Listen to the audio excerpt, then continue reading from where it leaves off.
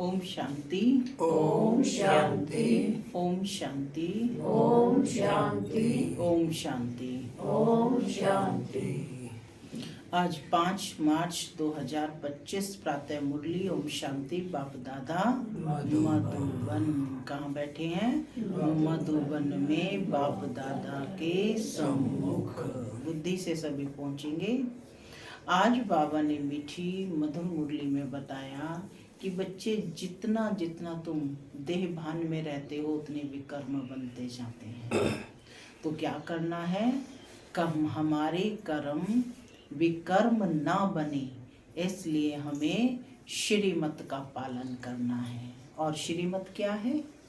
अपने को आत्मा समझो, है ना, और मुझ बाप को याद करो।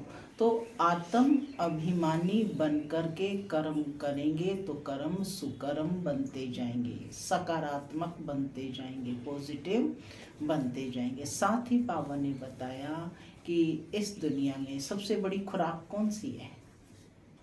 खुशी। खुशी की खुराक है ना। कहते हैं ना, खुशी से बढ़कर और कोई खुराक नहीं है, जिसकी आज कमी है ना। तो बाबा कहते कि तुम जितना परम पिता परमात्मा की याद में खुशी से चलते फिरते पैदल करते बाप को याद करते रहोगे तो क्या बन जाओगे? पावन बन जाओगे और खुशी बढ़ती जाएगी। सुनते हैं आज के डायरेक्ट ईश्वरीय महावाक्य। ओम शांति। बाबा कहते, मीठे बच्चे, खुशी जैसी खुराक नहीं, तुम खुशी में चलते फिरते पैदल करते बाप को याद करो तो पावन बन जाएंगे।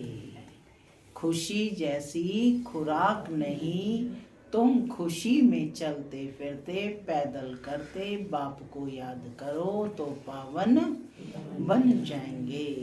आज की मुरली से प्रश्न है, कोई भी कर्म विकर्म ना बने, उसकी युक्ति क्या है? कोई भी कर्म विकर्म ना बने, उसकी युक्ति क्या है? क्या युक्ति है? देही अभिमानी समझो, माने आत्मा का पाठ पक्का करना है। सुनते हैं बाबा का उत्तर। बाबा कहते, विकर्मों से बचने का साधन है श्रीमत। विकर्मों से बचने का साधन है श्रीमत। बाप की जो पहली श्रीमत है कि अपने को आत्मा समझ बाप को याद करो, इस श्रीमत पर चलो तो तुम विकर्माजीत बन जाएंगे। इस श्रीमत पर चलो तो तुम विकर्माजीत बन जाएंगे। ओम शांति। माना मैं शांत स्वरूप आत्मा हूँ, शांति मेरा स्वधर्म है। बाबा कहते, मीठे बच्चे अब घर वापस जाना। घर वापस जाना है। किस किस को जाना है? सबको जाना है। तो क्या करना है फिर? तैयारी करनी है। क्या है पहली तैयारी? अपने को आत्मा समझ बाप को याद करो। बाबा कहते, रूहानी बच्चे यहाँ भी बैठे हैं। ओम शांति। सब कौन बैठे हैं? रूहानी बच्चे। रूहानी बच्चे और सभी सेंटर्स पर भी हैं। सभी बच्चे जानते हैं कि अभी रूहानी बाबा आया हुआ है। बाबा भी कैसा है? रूहानी है। वह हमको इस पुरानी छी पतित दुनिया से फिर घर ले जाएंगे। बाप आए ही हैं पावन बनाने और आत्माओं से ही बात करते हैं। किससे बात करते हैं बाप? आत्माओं से ही। बाप देह नहीं देख रहे हैं, बाप आत्माओं से ही बात कर रहे हैं, क्योंकि वह है ही परम आत्मा। वह भी रूह है, रूह से ही बातें कर रहे हैं। आत्मा ही कानों से सुनती है, क्योंकि बाप को अपना शरीर तो है नहीं। इसलिए बाप कहते हैं मैं शरीर के आधार से अपनी पहचान देता हूँ। किसके शरीर के आधार से? ब्रह्मा के शरीर का आधार लेकर बाप अपनी पहचान देते हैं। मैं इस साधारण तन में आकर तुम बच्चों को पावन बनने की युक्ति बताता हूँ। वह भी हर कल्प आकर तुमको यह युक्ति बतलाता हूँ। एक कल्प में नहीं, 2 कल्प में नहीं, क्या कहा बाबा ने? हर कल्प में। तो कल्प कितने वर्षों का होता है? 5000 वर्ष का। तो हर 5000 वर्ष में बाप आते हैं। तो भाग्य है ना, ये सौभाग्य है।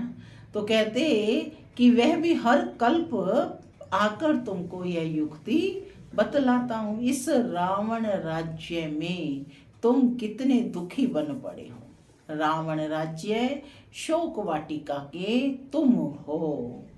कलयुग को कहा ही जाता है दुख धाम। सुख धाम है कृष्णपुरी स्वर्ग। वह तो अभी है नहीं। बच्चे अच्छी रीति जानते हैं कि अभी बाबा आया हुआ है हमको पढ़ाने के लिए। बाप कहते हैं तुम घर में भी स्कूल बना सकते हो। सेवा का पॉइंट है। क्या कहा बाबा ने?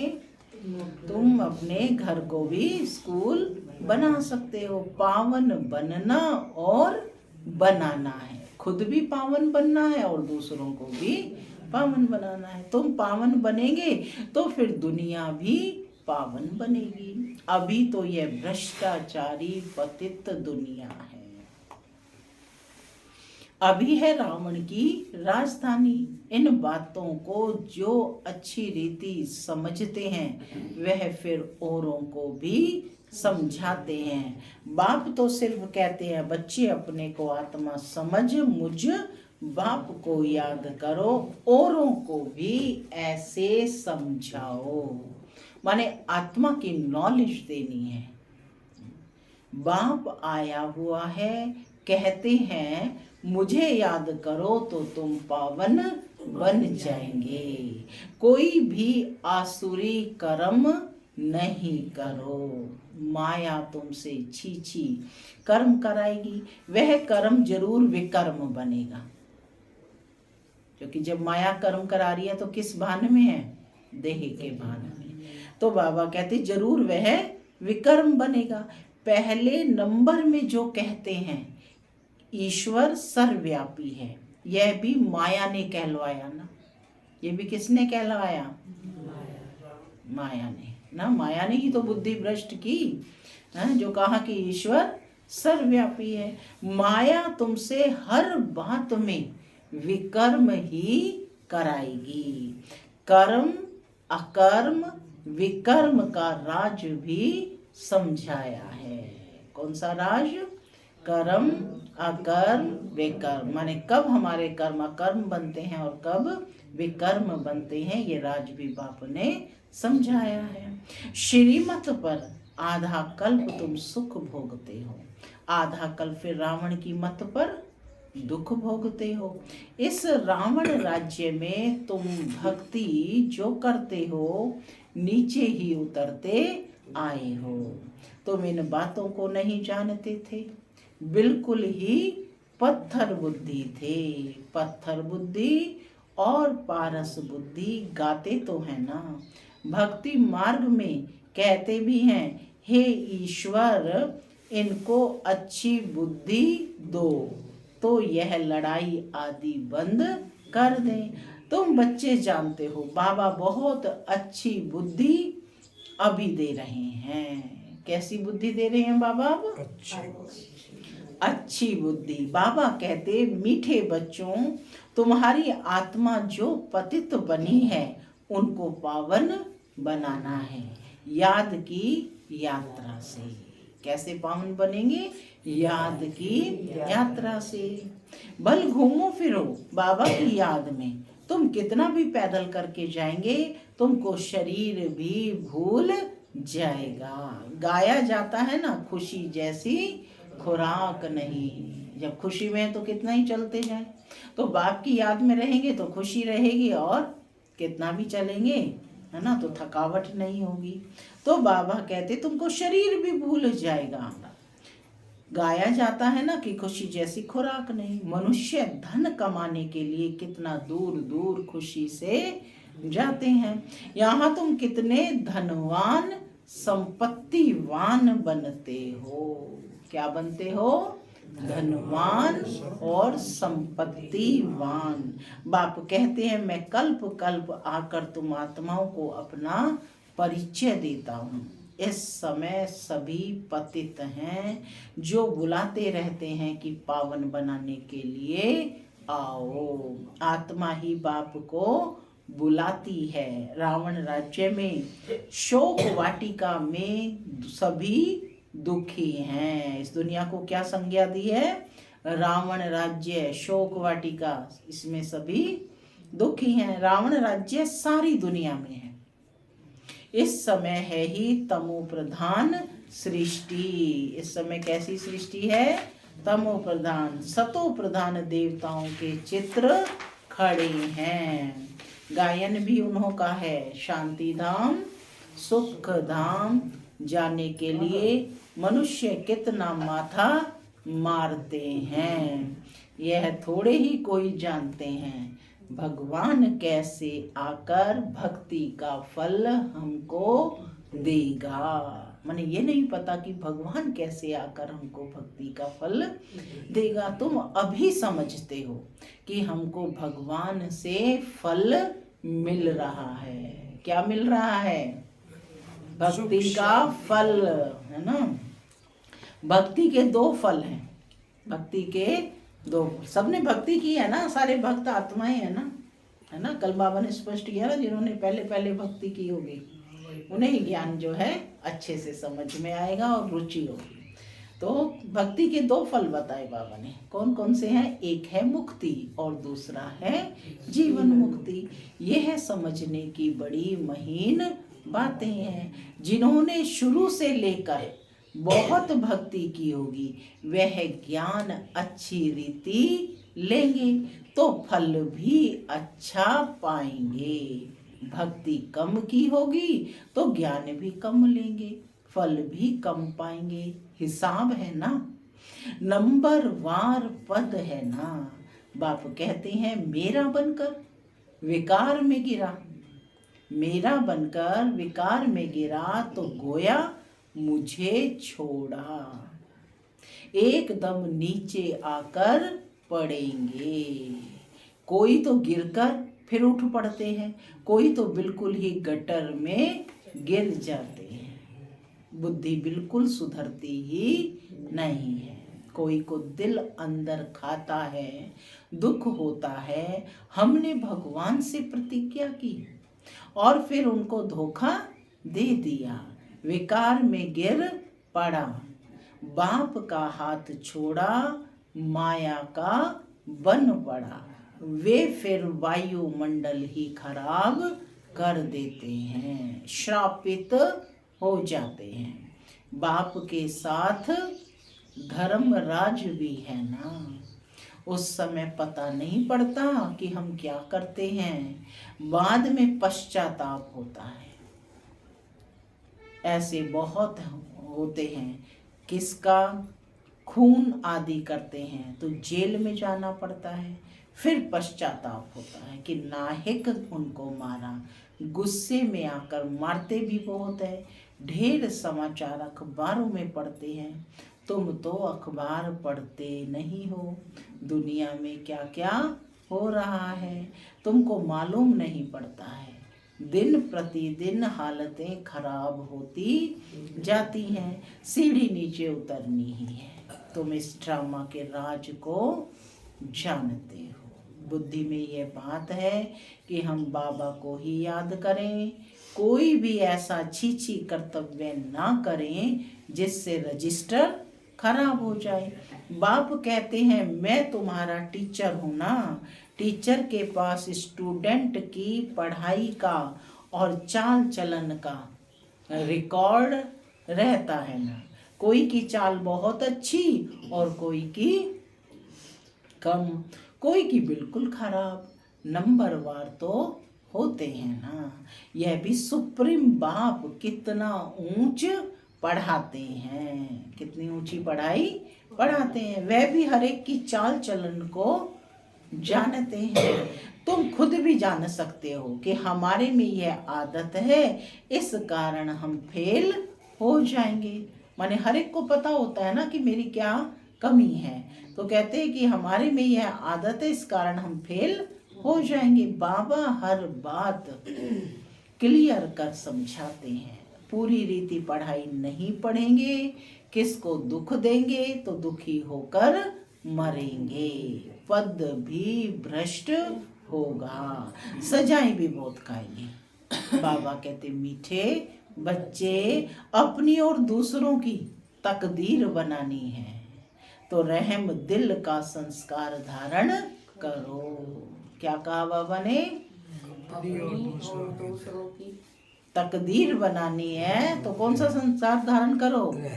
रहम दिल का, है ना। रहम होना चाहिए कि इनका भी कल्याण हो, तो रहम दिल का संस्कार धारण करो। जैसे बाप रहम दिल है, तब टीचर बनकर तुम्हें पढ़ाते हैं। कैसे थे? पतित थे, है ना, कामी, नीच, है ना, कपटी, क्या क्या अपने को संज्ञा दी, लेकिन बाप ने आकर के फिर भी पढ़ाया ना, रहम किया। तो बाबा कहते ऐसे ही तुम्हें भी रहम दिल का संस्कार धारण करना है। जैसे बाप रहम दिल बन, तब टीचर बनकर तुम्हें पढ़ाते हैं। कोई बच्चे अच्छी रीति पढ़ते और पढ़ाते हैं, इसमें रहम दिल बनना होता है। टीचर रहम दिल है ना, कमाई का रास्ता बताते हैं कि कैसे अच्छा पोजीशन तुम पा सकते हो। उस पढ़ाई में तो अनेक प्रकार के टीचर्स होते हैं, यह तो एक ही टीचर है। पढ़ाई भी एक ही है। कौन सी पढ़ाई है ये? मनुष्य से देवता बनने की। इसमें मुख्य है पवित्रता की बात। पवित्रता ही सब मांगते हैं। बाप तो रास्ता बता रहे हैं, परंतु जिनकी तकदीर में ही नहीं है तो तदबीर क्या कर सकते। ऊंच मार्क्स पाने का ही नहीं है तो टीचर तदबीर भी क्या करे। यह बेहद का टीचर है ना। बाप कहते हैं तुमको और कोई टीचर और कोई सृष्टि के आदि मध्य अंत की हिस्ट्री ज्योग्राफी समझा ना सके। तुमको हर बात बेहद की समझाई जाती है। तुम्हारा है बेहद का वैराग्य। कैसा वैराग्य है तुम्हारा? माने पुरानी देह, पुराने स्वभाव, पुराने संस्कार, पुरानी दुनिया, है ना, पुराने संबंधी, संबंध, संपर्क, सब से वैराग्य। तो क्या जोड़ना है? नया नया संस्कार, है ना। कौन सा जन्म है ये? ब्राह्मण जन्म। तो ब्राह्मण जन्म के संस्कार धारण करें। तो कहते तुम्हारा है बेहद का वैराग्य। यह भी तुमको सिखलाते हैं कि जबकि पतित दुनिया का विनाश, पावन दुनिया की स्थापना होनी है। सन्यासी तो है निवृत्ति मार्ग वाले, वास्तव में उन्हों को तो जंगल में रहना है। पहले पहले ऋषि मुनि आदि सब जंगल में रहते थे। वह सतो प्रधान ताकत थी जो तो मनुष्यों को खींचते थे। कहाँ कहाँ कुटियाओं में भी उनको भोजन जाकर पहुंचाते थे। सन्यासियों के कभी मंदिर नहीं बनाते हैं, मंदिर हमेशा देवताओं के बनाते हैं। तुम कोई भक्ति नहीं करते हो, तुम योग में रहते हो। उनका तो ज्ञान ही है ब्रह्म तत्व को याद करना। सन्यासी किसे याद करते हैं? ब्रह्म तत्व को। बस ब्रह्म में लीन हो जाएं, परंतु सिवाय बाप के वहां तो कोई ले जा ना सके। बाप आते ही हैं संगम युग पर, आकर के देवी देवता धर्म की स्थापना करते हैं। बाकी सब की आत्माएं वापस चली जाती हैं, क्योंकि तुम्हारे लिए नई दुनिया चाहिए ना। क्या चाहिए तुम्हारे लिए? नई दुनिया। तो बाबा कहते बाकी सब की आत्माएं वापस चली जाती हैं, क्योंकि तुम्हारे लिए नई दुनिया चाहिए ना, पुरानी दुनिया का कोई भी रहना नहीं चाहिए। तुम सारे विश्व के मालिक बनते हो। क्या कहा बाबा ने? तुम सारे विश्व के मालिक बनते तुम सारे विश्व के मालिक बनते हो। यह तो तुम जानते हो, जब हमारा राज्य था तो सारे विश्व पर हम ही थे, सारे विश्व पर हम ही थे। तुम दूसरा कोई खंड नहीं था। वहां जमीन तो बहुत रहती है, यहाँ जमीन कितनी है, फिर भी समुद्र को सुखाकर जमीन करते रहते हैं, क्योंकि मनुष्य बढ़ते जाते हैं। यह जमीन सुखाना आदि विलायत वालों से सीखे हैं। बॉम्बे पहले क्या थी, फिर भी नहीं रहेगी। बाबा तो अनुभवी है ना। समझो अर्थक्वेक होती है, वह मूसलधार बरसात होती है, तो फिर क्या करेंगे? बाहर तो निकल नहीं सकेंगे। नेचुरल कैलेमिटीज तो बहुत आएंगी, नहीं तो इतना विनाश कैसे होगा? सतयुग में तो सिर्फ थोड़े भारतवासी ही होते हैं। आज क्या है और कल क्या होगा, ये सब तुम बच्चे ही जानते हो। यह ज्ञान और कोई दे ना सके। बाप कहते हैं तुम पतित बने हो, इसलिए अब मुझे बुलाते हो कि आकर पावन बनाओ। तो जरूर आएंगे, तो बाप जरूर आएंगे, तब तो पावन दुनिया स्थापन होगी ना। तुम बच्चे जानते हो बाबा आया हुआ है। युक्ति कितनी अच्छी बतलाते हैं। भगवान वाच, क्या युक्ति बतलाई? भगवान वाच मन मना भव। देह सहित देह के सभी संबंधों को तोड़ मामिकम याद करो। इसमें ही मेहनत है, ज्ञान तो बहुत सहज है। माने मन को कनेक्ट करना इसमें मेहनत है, ज्ञान तो सहज है। छोटा बच्चा भी झट याद कर लेगा। बाकी अपने को आत्मा समझ और बाप को याद करें, वह इम्पॉसिबल है। बड़ों की बुद्धि में ही नहीं ठहर सकता, तो छोटे फिर कैसे याद कर सकेंगे? भल शिव बाबा कहे भी, परंतु है तो बेसमझ ना। छोटे बच्चे भी शिव बाबा कहते रहते हैं, लेकिन है तो बेसमझ ना। क्योंकि समझ क्या है, हम भी बिंदी हैं, बाबा भी बिंदी है। वो तो समझ के अनुसार ही याद किया जाएगा ना। नॉलेजफुल बना रहे हैं ना। हम भी बिंदी हैं, बाबा भी बिंदी हैं, और ये स्मृति में आना मुश्किल लगता है। यही यथार्थ रीति याद करना है। मोटी चीज तो है नहीं। बाप कहते हैं यथार्थ रूप में मैं बिंदी हूँ, इसलिए मैं जो हूँ जैसा हूँ वह सिमरण करें, ये बड़ी मेहनत है। तो बाबा ने स्पष्ट किया मेहनत किसमें है, अपने को आत्मा बिंदु समझने में। वह तो कह देते हैं परमात्मा ब्रह्म तत्व है, और हम कहते हैं कि वह एकदम बिंदी है। रात दिन का फर्क है ना।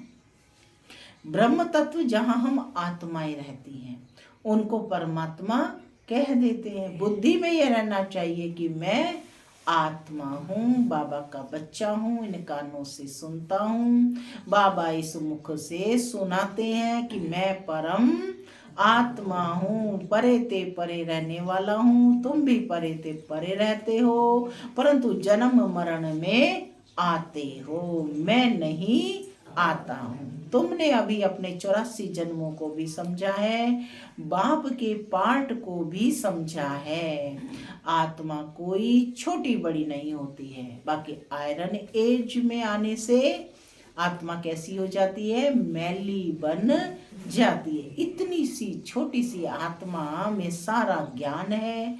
बाप भी इतना छोटा है ना, क्योंकि बाप भी विद्धि है ना, तो बाप भी इतना छोटा है ना, परंतु उनको परम आत्मा कहा जाता है। वह ज्ञान का सागर है। तुमको आकर समझाते हैं, इस समय तुम जो पढ़ रहे हो कल्प पहले भी पढ़ा था, जिससे तुम देवता बने थे।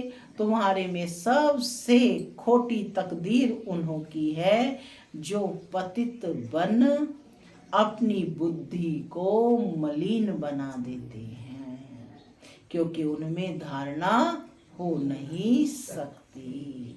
दिल अंदर खाती रहेगी, औरों को कह ना सकें पवित्र बनो। अंदर समझते हैं पावन बनते बनते हमने हार खा ली, की कमाई सारी चट हो गई, फिर बहुत समय लग जाता है। एक ही चोट जोर से घायल कर देती है, रजिस्टर खराब हो जाता है। बाप कहेंगे तुम माया से हार गए, तुम्हारी तकदीर खोटी है। माया जीत जगत जीत बनना है। क्या बनना है? माया जीत जगत जीत बनना है। आज अभ्यास करेंगे, मैं आत्मा कौन हूँ?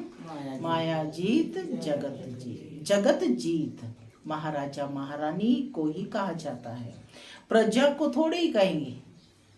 अभी दैवी स्वर्ग की स्थापना हो रही है, अपने लिए जो करेगा सो पाएगा। जितना पावन बन औरों को बनाएंगे, बहुत दान करने वाले को फल भी तो मिलता है ना। दान करने वाले का नाम भी होता है। दूसरे जन्म में अल्प काल का सुख पाते हैं। यहाँ तो 21 जन्म की बात है। पावन दुनिया का मालिक बनना है। जो पावन थे वही बनेंगे। चलते चलते माया चमाट मार एकदम गिरा देती है। माया भी कम दुस्तर नहीं है। 8-10 वर्ष पवित्र रहा, पवित्रता पर झगड़ा हुआ, दूसरों को भी गिरने से बचाया और फिर खुद गिर पड़ा। तकदीर कहेंगे ना। बाप का बनकर फिर माया का बन जाते हैं तो दुश्मन हो गया ना। खुदा दोस्त की भी एक कहानी है ना। बाप आकर बच्चों को प्यार करते हैं, साक्षात्कार कराते हैं। बगैर कोई भक्ति करने के भी साक्षात्कार होता है, तो दोस्त बनाया ना। कितने साक्षात्कार होते थे, फिर जादू समझ हंगामा करने लगे तो बंद कर दिया। फिर पिछाड़ी में तुम बहुत साक्षात्कार करते रहेंगे। आगे कितना मजा होता था, वह देखते देखते भी कितने कट हो गए। भट्टी से कोई ईंटें पक कर निकली और कोई कुछ कच्ची रह गई, कोई तो एकदम टूट पड़े। कितने चले गए। अभी वह लखपति करोड़पति बन गए हैं। समझते हैं हम तो स्वर्ग में बैठे हैं। अब स्वर्ग यहाँ कैसे हो सकता है? स्वर्ग तो होता ही है नई दुनिया में। अच्छा, मीठे मीठे सिके लदे बच्चों प्रति माता पिता बाप दादा का याद प्यार और गुड मॉर्निंग। रूहानी बाप की रूहानी बच्चों को नमस्ते। हम रूहानी बच्चों की रूहानी माता पिता बाप दादा को याद प्यार, गुड मॉर्निंग और नमस्ते। नमस्ते, सदा रहो हंसते, बनो फरिश्ते। चलो धारणा के लिए मुख्य सार। पहला, अपनी ऊंची तकदीर बनाने के लिए रहम दिल बन पढ़ना और पढ़ाना है। कभी भी किसी की आदत के वश हो, कभी भी किसी आदत के वश हो, अपना रजिस्टर खराब नहीं करना है। दूसरा, मनुष्य से देवता बनने के लिए मुख्य है पवित्रता। इसलिए कभी भी पतित बन अपनी बुद्धि को मलिन नहीं करना है। ऐसा कर्म ना हो जो दिल अंदर खाती रहे, पश्चाताप करना पड़े। आज का वरदान है, बीज रूप स्थिति द्वारा सारे विश्व को लाइट का पानी देने वाले विश्व कल्याणकारी भव। बीज रूप स्थिति द्वारा सारे विश्व को लाइट का पानी देने वाले विश्व कल्याणकारी भव। बीज रूप स्टेज सबसे पावरफुल स्टेज है।